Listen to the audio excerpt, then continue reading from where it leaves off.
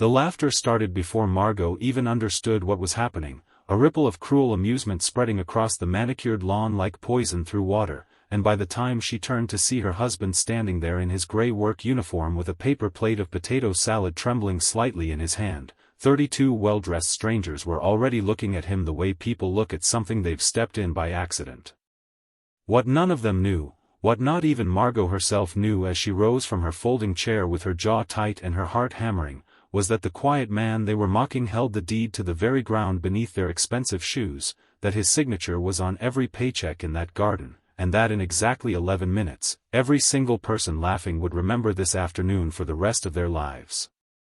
Before we go further into this story, if you believe in kindness, in forgiveness, in the quiet dignity of people who work with their hands, and in the idea that love does not need a bank statement to be real, I want to ask you to like this video, leave a comment, share it with someone who could use a little hope today, and subscribe to our channel. We tell these stories because we believe our community deserves more honesty, more heart, and more reminders that the world still has good people in it. Now let's go back to the beginning, to understand how Edmund Marsh ended up standing in that garden in a uniform that didn't belong to the man he truly was. Edmund Kessler had not been born into hardship, though by the time he met Margot Ainsley he had spent almost 11 years pretending otherwise, and there was a reason for that pretending that went far deeper than simple modesty. His father, Richard Kessler, had built Ashworth Kessler Industries from a single leased warehouse in the outskirts of a mid-sized American city into one of the largest privately held logistics and manufacturing companies in the country, a business that eventually employed nearly 4,000 people across 7 states.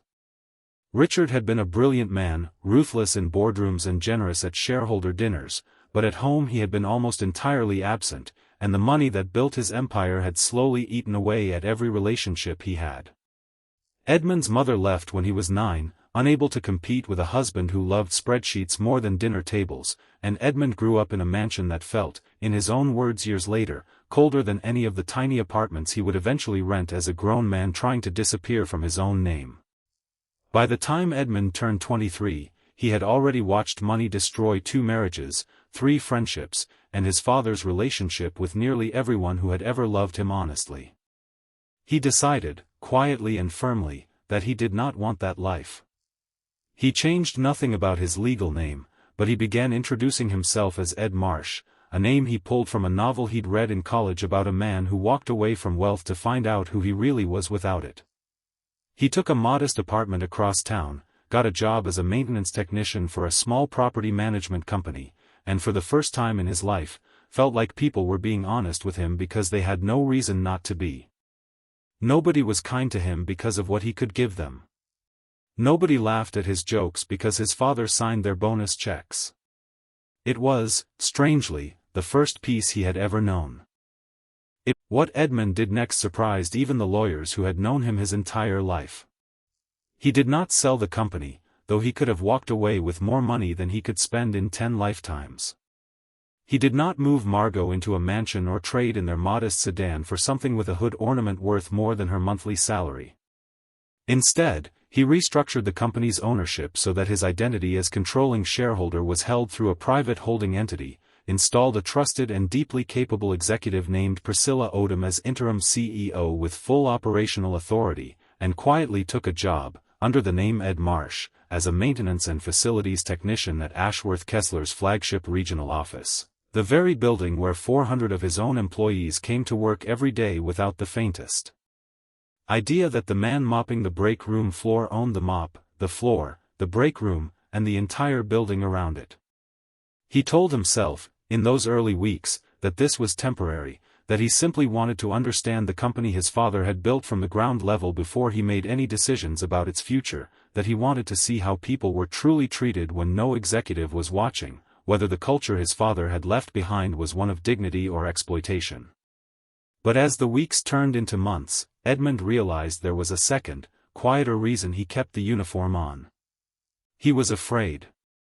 He was afraid that if Margot knew the truth, something between them would shift in ways he could not undo, that the ease with which she loved him, the way she never once asked what things cost, the way she still packed him a sandwich in a brown paper bag every morning with a small drawing on it from her nursing school notebook habit, all of it would change the moment money entered the room.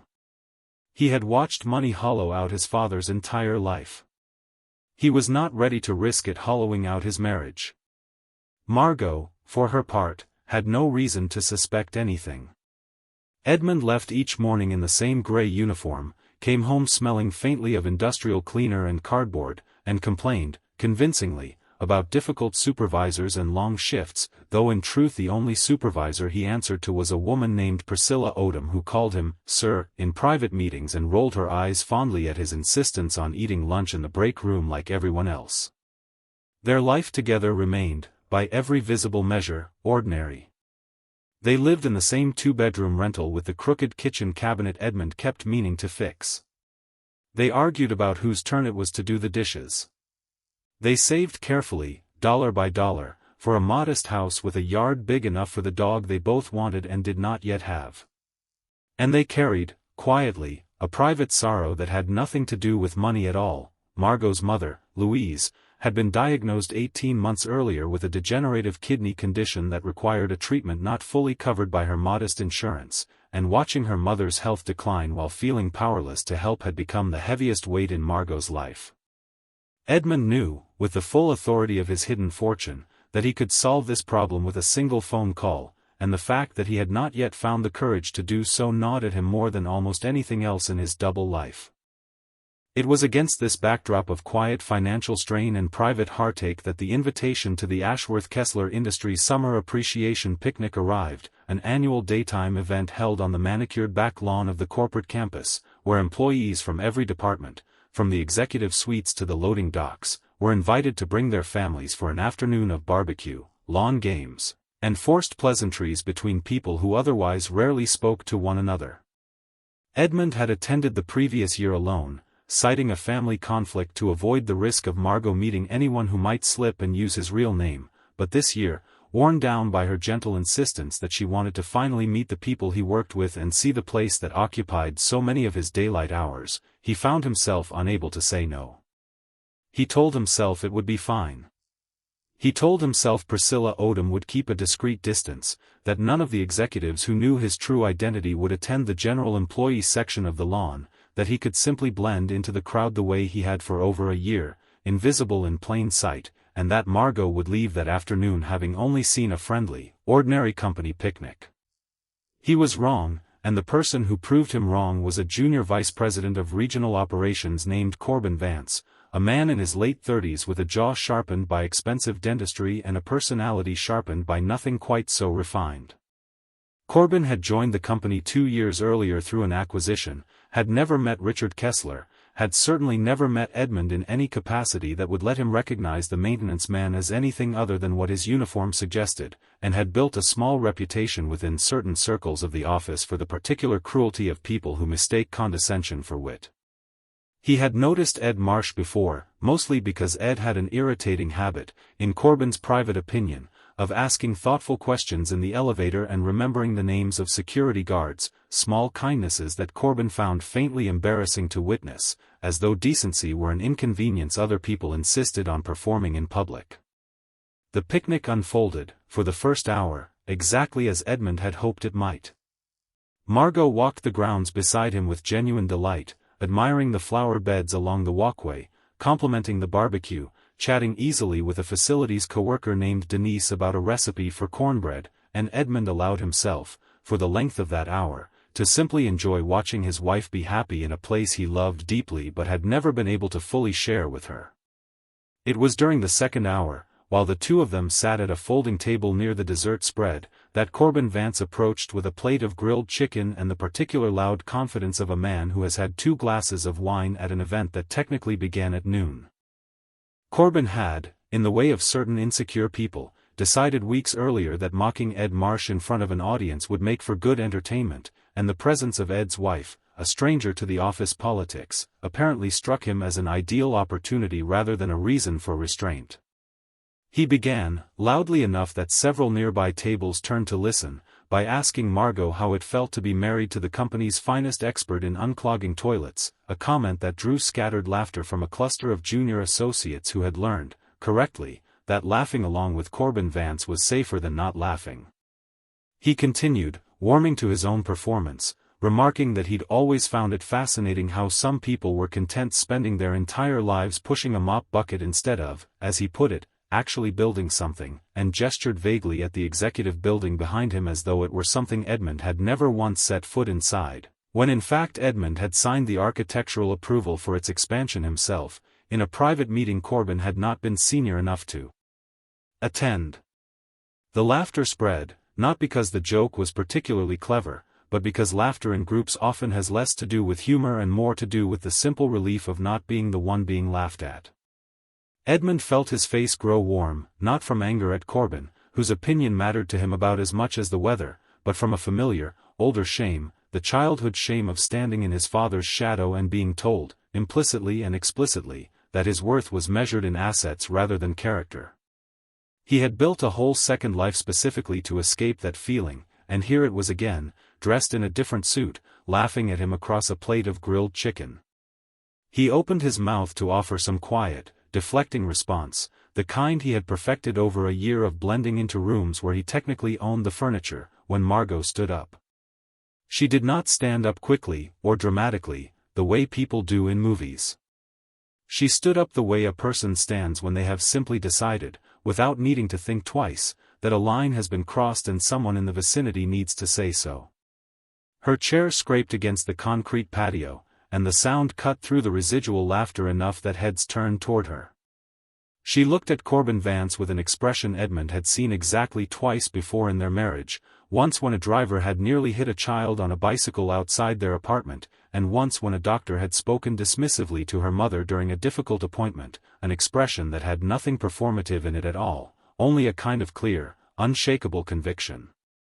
She told him, in a voice that was not loud but carried anyway, that she did not know what kind of home Corbin had grown up in, but that in hers, a man who worked with his hands to keep buildings standing and pipes flowing and floors safe for other people's children to walk on was not something to be mocked over a plate of chicken, he was something to be grateful for, because the whole comfortable world Corbin apparently took for granted, the working elevators, the clean bathrooms, the air conditioning that let him stand there in his pressed shirt without sweating through it, existed because people like her husband showed up every single day and did work that Corbin himself clearly did not know how to do and had likely never once considered doing. She told him that her husband had never spoken a cruel word about another person's job in the 11 years she had known him, that he treated the security guard downstairs and the CEO of his company, if he ever happened to meet one, with exactly the same respect, and that if Corbin needed to belittle a man in front of his wife to feel important at a company picnic, that said far more about the smallness of Corbin's own life than it ever could about the size of her husband's. The garden had gone almost entirely silent by the time she finished, the kind of silence that has weight to it, and Edmund sat there with his heart pounding, not from embarrassment now but from something closer to reverence, watching his wife defend a version of him that was, in that moment, only half true. Defending the honest maintenance man she believed she had married with a fierceness that had nothing to do with money and everything to do with love, precisely the kind of love he had built his entire double life hoping to protect. He realized, watching her chest rise and fall with the aftermath of her own conviction, that he had spent over a year hiding his fortune from the one person who had never once needed it to love him, and that the hiding itself, however well-intentioned, had become its own quiet betrayal. It was into this charged silence that Priscilla Odom arrived, walking briskly across the lawn in the sensible heels she wore even at company picnics, her expression the particular blend of alarm and authority that only a long-time executive assistant to real power can produce on command. She had been informed, moments earlier, by a junior staffer that the maintenance guy's wife just tore into Corbin Vance in front of half the company, and had come immediately, less out of concern for Corbin, whom she privately found insufferable, and more out of concern for the man she knew to be the actual owner of the ground they were all standing on. She reached the table, glanced at Edmund with an expression that silently asked whether now was the moment, and Edmund, watching Margot still standing there with her chin raised and her hands slightly trembling with adrenaline, understood that the moment had arrived whether he was ready for it or not. Priscilla addressed him the way she always did in private, the habit slipping out under the pressure of the moment before she could catch it. She said, "Mr. Kessler, I am so sorry, I should have intervened sooner," and the name landed in that garden like a stone dropped into still water, rippling outward through every conversation within earshot. Corbin Vance's confident expression froze mid-sneer. The junior associates who had been laughing moments earlier went pale, running back through the last several minutes of conversation with the sudden, sick realization that the man they had just mocked as a toilet-unclogging nobody was, in fact, their employer's employer, the man whose signature authorized every bonus, every raise, every layoff, every decision that shaped their careers. And Margot, still standing, still flushed with the heat of her own righteous defense, turned slowly to look at her husband with an expression that shifted, in the space of perhaps 4 seconds, from confusion to disbelief to something far more complicated, a dawning understanding that the ground beneath her marriage had just tilted in a direction she had never seen coming. Edmund stood up slowly, aware of every eye on him, aware that whatever he said in the next 30 seconds would either begin to repair what he had just fractured or deepen it beyond easy mending. He did not look at Corbin Vance, whose humiliation, while satisfying in a distant way, mattered to him not at all in that moment. He looked only at Margot.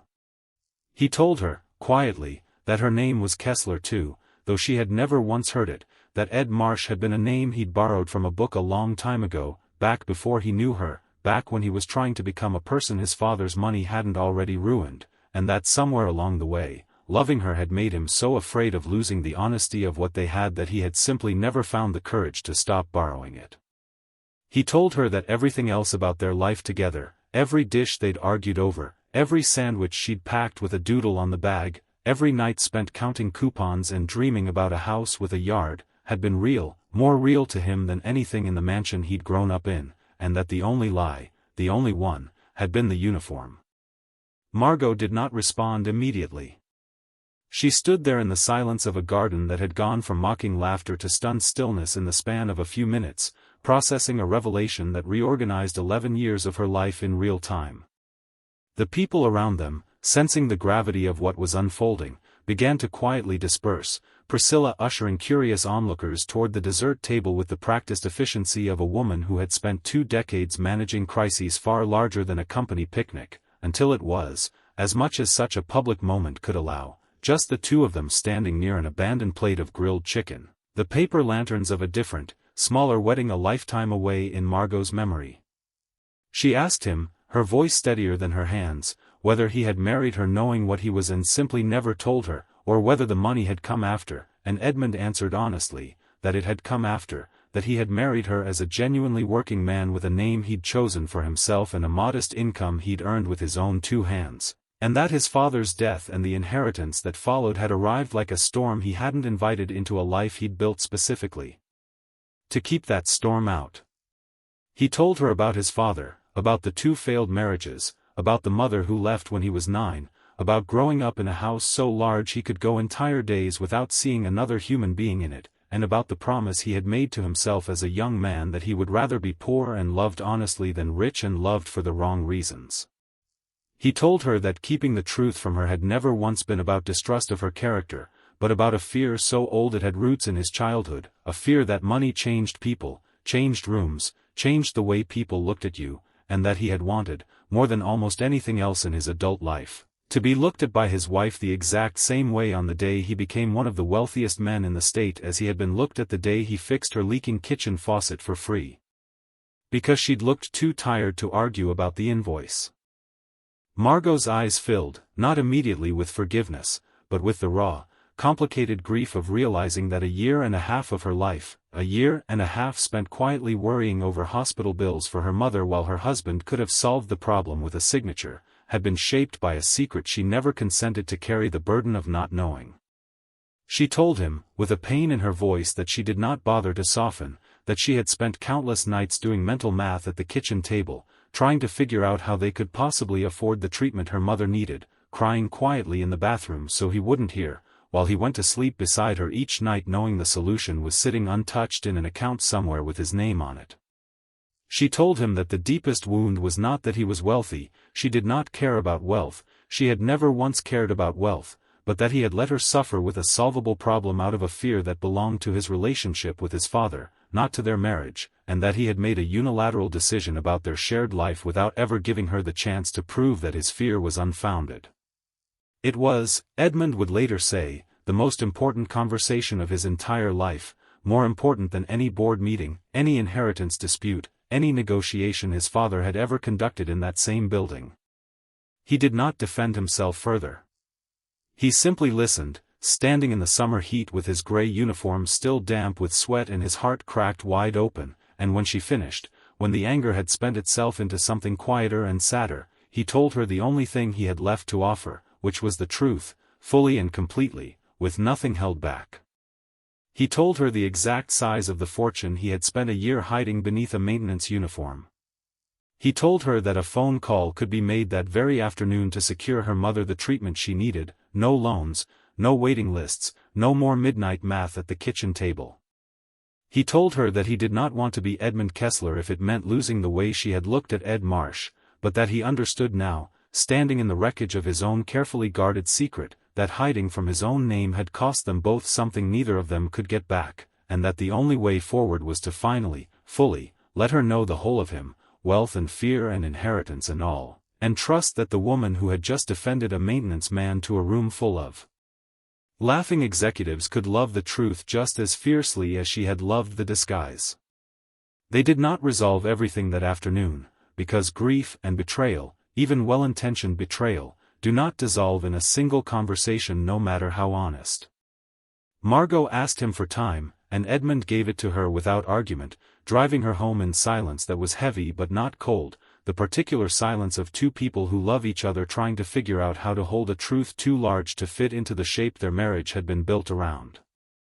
She stayed with her sister for 4 days that Edmund spent not in his corner office, which he visited perhaps twice a year out of obligation, but back in his gray uniform, walking the halls of the building he owned, fixing what needed fixing, because it was the only version of himself he still fully recognized and because working with his hands had always been the thing that steadied him when his mind would not stay still. On the second of those 4 days, Priscilla Odom found him in the break room during his lunch hour and sat down across from him with the directness of a woman who had known him, in one identity or another, for nearly 2 years. She told him that she had watched Corbin Vance's face when the truth came out, and that whatever satisfaction he might feel about that moment was, in her professional opinion, less important than what he did next, both with the company and with his marriage, and that a man who owned 4,000 employees' livelihoods but could not find the courage to tell his own wife the truth for a year and a half had a great deal of thinking to do about what kind of power he actually wanted to hold. It was not gentle advice, but Edmund had never valued Priscilla for her gentleness. He valued her for her honesty, the same quality that had made him trust her with the company's daily operations in the first place, and he sat with her words for the rest of that lunch hour long after she had returned to her office. On the 3rd day, Edmund made the phone call he should have made 18 months earlier, arranging for Louise's treatment to be fully covered, quietly, through a private medical fund the company maintained for exactly these kinds of situations, structured in a way that would not humiliate Margot's mother by making the gift feel like charity, but would simply resolve, cleanly and completely, a problem that had haunted their family for far too long. He did not do it to buy back Margot's trust. He understood clearly that trust could not be purchased, not even by a man with his resources, but because it was the right thing to do, and because continuing to withhold help out of some misguided attempt to prove his own restraint would have been its own kind of cruelty, a second betrayal layered over the first. He also, on that same day, called a meeting with Corbin Vance, not out of vengeance, though he would have been forgiven for feeling some, but because he understood something about his father's old company that he had learned only by spending a year inside it as an ordinary employee. Culture is built not by policy documents but by what leadership tolerates in the room. He told Corbin, calmly and without theatrics, that he had watched him mock people beneath him in the org chart for over a year, watched him take credit for junior employees' ideas in meetings, watched him speak to security staff and cleaning staff with a dismissiveness that Edmund suspected Corbin did not even recognize in himself, and that the picnic had simply been the first time Corbin's behavior had been witnessed by someone with the authority to do something about it. He did not fire him.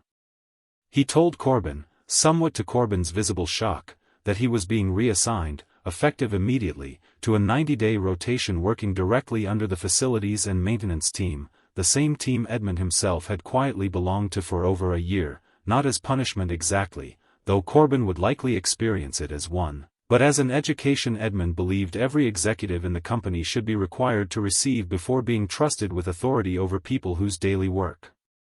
they had never once had to understand.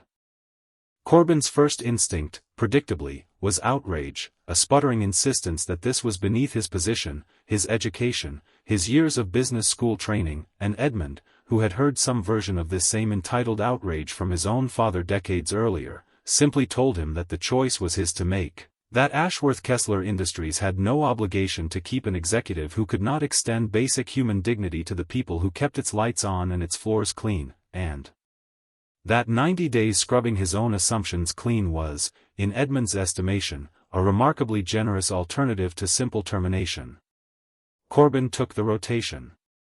Whether he took it with genuine humility or merely strategic self-preservation was, in the beginning, unclear even to the people watching him closely, but something shifted in him over those 3 months that Edmund, watching quietly from the same break rooms and loading docks Corbin now occupied, found himself surprised by. By the 6th week, Corbin had learned the names of every janitor on the night rotation, information he would not have been able to produce 2 months earlier even under threat of termination. By the 10th week, he had personally identified and fixed a scheduling flaw in the loading dock rotation that had been quietly burning out 2 employees for over a year, a problem no executive report had ever surfaced because no executive had ever bothered to ask the workers themselves what was wrong. By the end of the 90 days, Corbin Vance was, by no means a saint, but a measurably different man than the one who had mocked a maintenance worker over a plate of grilled chicken, and when Edmund reinstated him to a leadership role, it came with a private conversation in which Corbin, haltingly and with visible discomfort, apologized not for the joke itself, which he barely remembered making, but for a lifetime of small cruelties he had never previously had reason to notice in himself. On the 4th day, Margot came home.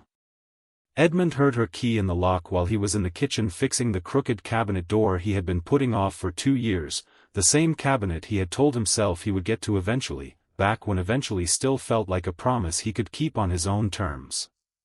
He set down the screwdriver and turned to find her standing in the doorway with her overnight bag still on her shoulder, studying him the way a person studies a photograph they're trying to decide whether they recognize.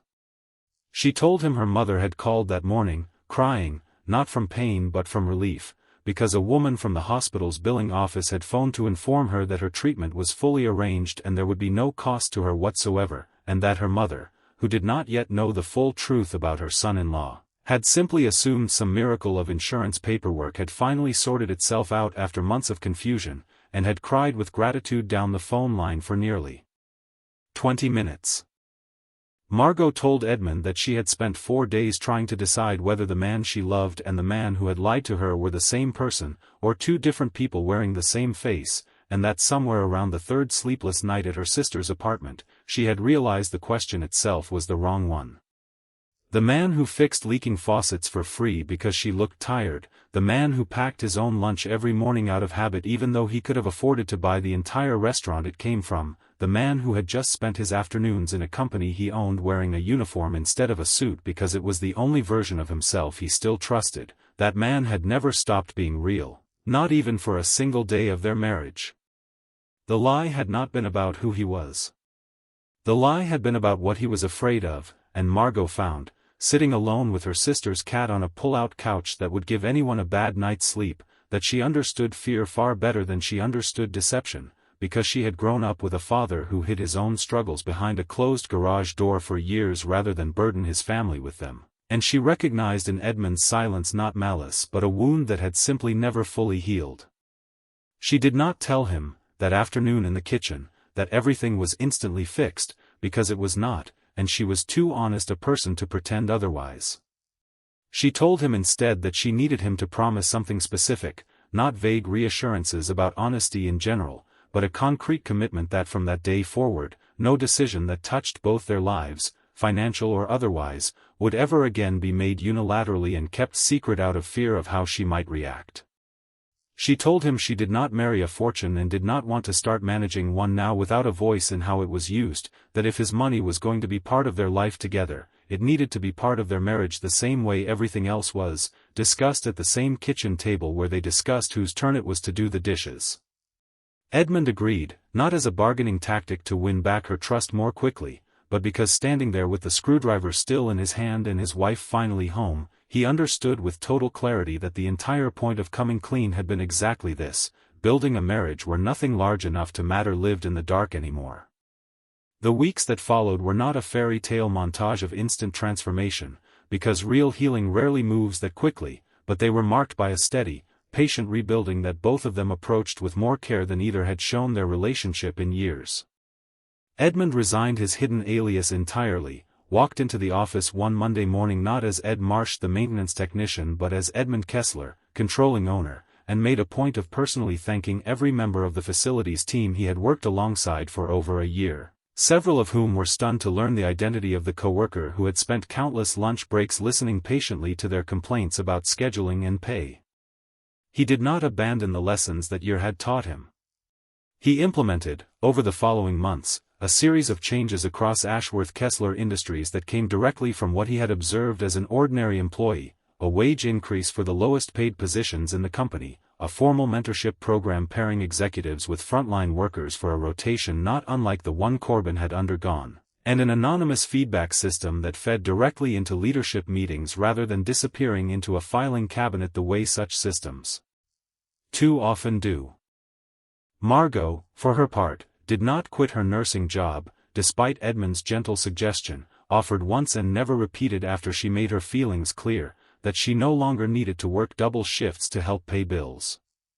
She told him that her work meant something to her independent of what it earned, that the children she cared for on the pediatric floor needed her regardless of what was in their savings account, and that she had no intention of losing the parts of her identity that had nothing to do with him or his family's fortune. Edmund, who had spent his entire childhood watching his father try to control every element of the people around him with money, found himself deeply relieved by her insistence, and it was in that relief that he understood, more clearly than any conversation could have taught him, precisely why he had fallen in love with her in the first place and precisely why the fear of losing her had made him foolish enough to keep a secret this large for this long. They did, eventually, buy the house with the yard, though not with the urgency or scale that Edmund's fortune could have easily afforded. They chose a modest 3-bedroom home 15 minutes from Margot's mother, with a yard just big enough for the dog they finally adopted, a scruffy mixed breed from the county shelter that Margot named Biscuit and that took an immediate, inexplicable liking to sleeping directly on Edmund's feet every evening while he read. Louise's health stabilized within a few months of beginning her treatment, and she became, in a slow and cautious way, a regular presence in their new home, often arriving on Sunday afternoons with a pie she insisted on baking herself despite everyone telling her to rest, and it was during one of these Sunday visits, watching his mother-in-law laugh at something Margot had said while Biscuit chased his tail across the new grass, that Edmund understood he had built, finally and for the first time in his life, the kind of home his own childhood had never once contained. Corbin Vance, somewhat to everyone's surprise including his own, became an unlikely ally in the cultural shift Edmund was trying to build across the company, eventually volunteering to lead the mentorship rotation program himself, a decision Priscilla Odom noted with dry amusement was either genuine growth or the most sophisticated act of career self-preservation she had ever witnessed, though even she, over time, admitted it was probably a bit of both, and that perhaps that was simply how most people change, through some tangled combination of consequence and conscience rather than either alone. The company itself, freed from the particular brand of quiet cruelty that unchecked hierarchy so often breeds, saw measurable improvements in employee retention over the following year, though Edmund found, somewhat to his own surprise, that he cared far less about that statistic than he did about the smaller, less quantifiable changes, the way people in the break room now greeted him by his real name without flinching, the way a young loading dock worker named Felix once told him, without knowing who he was speaking to at the time, that the new mentorship program had been the first time in his 3 years at the company that anyone in a suit had ever asked him what he thought about anything. If there is a lesson in Edmund and Margot Kessler's story, and we believe deeply that there is, it may be this, that the people who love us most honestly are rarely the ones we need to protect from truth, and far more often the ones strong enough to hold it, even when it arrives heavier than we expected. Margot did not need Edmund's fortune to love him fiercely enough to stand up in a garden full of strangers and defend a man in a maintenance uniform, and it was precisely that fierce, unconditional love, offered before she ever knew what he truly owned, that proved to Edmund the very thing his father's life had never been able to teach him, that some people are worth trusting with everything, not because of what they might gain from the truth, but because of who they already were before they ever knew it. Before we close this story, we would love to hear from you. If you have ever loved someone through a difficult truth, or been loved by someone who defended you before they fully understood you, we invite you to leave a meaningful comment below sharing what that moment taught you about trust, forgiveness, or the quiet dignity of honest work. Your stories are what make our community here so meaningful, and we read every single one. 2 years after that afternoon in the garden, Edmund and Margot returned to the same lawn for another summer picnic, though this one looked different in ways both large and small.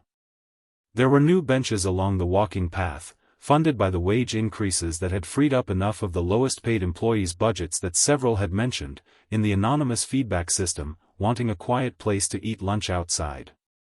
There was a modest plaque near the entrance, added at Priscilla's insistence over Edmund's mild objection, honoring Richard Kessler not for his business acumen but for the company's continued commitment, quote, to the dignity of every person who keeps it running, a phrase Edmund had written himself, thinking of his father in the only way he had finally learned to, with complicated grief rather than resentment.